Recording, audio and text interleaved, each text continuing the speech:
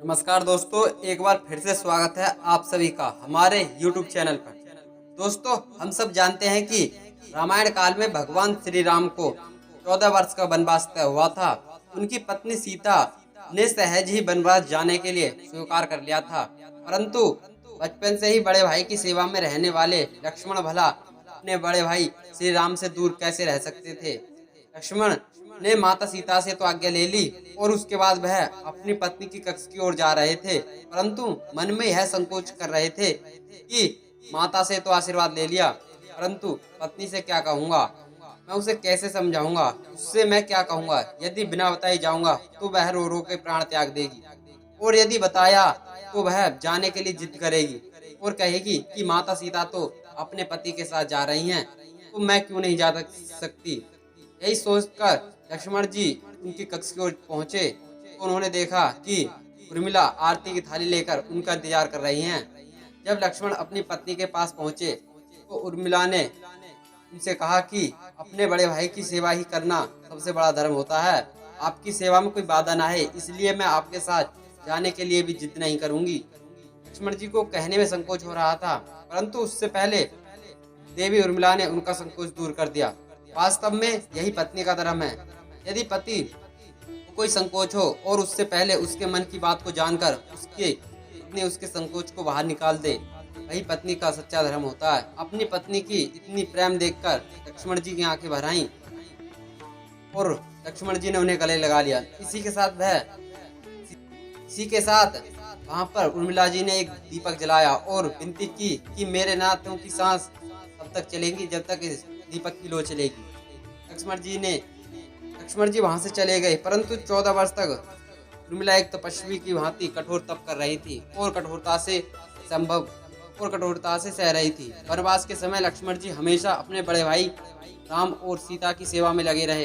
इसके साथ लक्ष्मण जी ने उनकी देव यानी निंद्रा को वरदान मांगा कि उन्हें 14 वर्ष तक वो किसी भी समय उन्हें परेशान ना करें, और लक्ष्मण जी की इतनी सेवा भाव को देखकर निंद्रा देवी प्रसन्न हो गई और उन्हें वरदान दिया, लेकिन उनसे एक शर्त रखी कि लक्ष्मण जी के बदले उनके किसी चाहने वाले को 14 वर्ष तक सोना होगा। तो लक्ष्मण जी ने निंद्रा देवी से कहा कि तुम मेरी पत्नी के पास जाओ और उनसे कहना कि तुम्हें लक्ष्मण के बदले 14 वर्ष तक सोना होगा। यह कार्यभार स्वयं उनकी पत्नी उर्मिला ने संभाला और वह 14 वर्ष तक सोती रही। उन्हीं की बदौलत लक्ष्मण जी कभी सो नहीं पाए।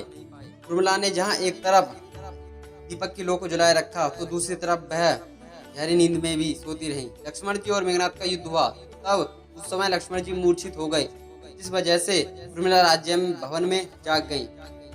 वह अब यहाँ यह प्रश्न उठता है कि आप सब जानते ही होंगे कि जब हनुमान जी संजीवनी बूटी लेकर लौट रहे थे तो बीच में उन्हें अयोध्या के ऊपर से गुजरना पड़ा, परंतु भरत ने हनुमान जी को एक राक्षस समझकर उन पर बाण चला दिया और हनुमान जी नीचे गिर गए। जब हनुमान जी होश में आए तो उन्होंने भरत जी को सारी बात बताई कि रावण पुत्र मेघनाथ के बाणों से लक्ष्मण जी के प्राण संकट में हैं, इसलिए मैं उनके लिए यह संजीवनी बूटी लेकर जा रहा हूँ। जहाँ एक तरफ लक्ष्मण जी मूर्छित हुए पड़े हैं तो वहीं दूसरी तरफ उनकी पत्नी खड़ी होकर हंस रही थी और उनकी भेंट उनकी पत्नी उर्मिला से हुई। लेकिन जहाँ एक तरफ माता कौशल्या ने हनुमान जी आप राम से जाकर कहना कि बिना लक्ष्मण के अयोध्या में पैर भी ना रखे। अब उसके बाद माता सुमित्रा ने हनुमान जी से कहा राम से कहना कि मेरा दूसरा पुत्र मेरे पास है और मैं उसे भी वन में भेज दूंगी। ये दोनों पुत्र मेरे राम की सेवा के लिए ही तो जन्मे हैं।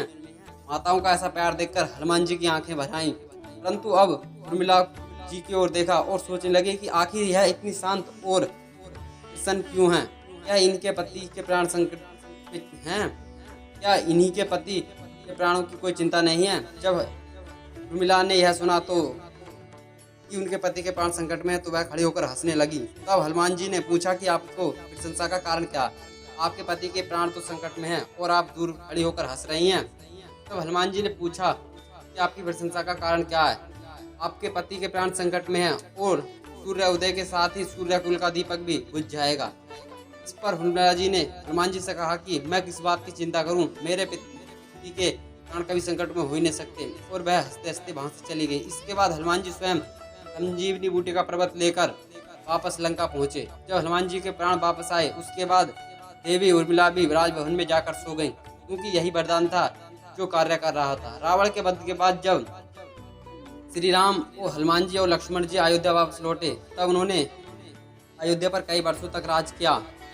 तो दोस्तों वीडियो में बस इतना ही। अगर यह वीडियो आपको थोड़ी भी ज्ञानवर्धक मोटिवेशन लगी हो तो चैनल को सब्सक्राइब करें, वीडियो को लाइक करें और अपने मित्र बंधुओं के साथ शेयर करें। और आपका बहुत बहुत धन्यवाद वीडियो के अंत तक बने रहने के लिए। मिलते हैं किसी नए प्रसंग में, तब तक के लिए जय श्री राम।